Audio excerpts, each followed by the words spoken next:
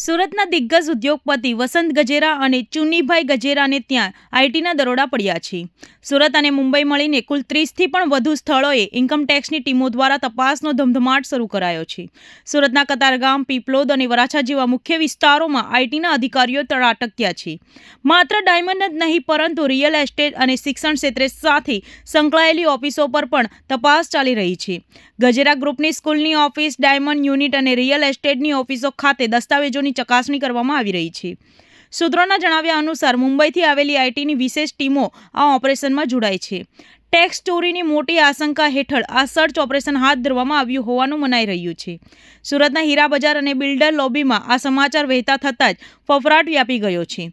અધિકારીઓ દ્વારા મોટા પાયે ડિજિટલ ડેટા અને નાણાકીય વ્યવહારોની ફાઇલો કબજે લેવામાં આવી છે.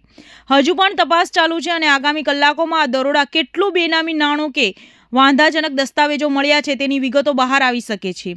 સુરતના ઇતિહાસમાં એક મોટું ઓપરેશન માનવામાં આવી રહ્યું છે.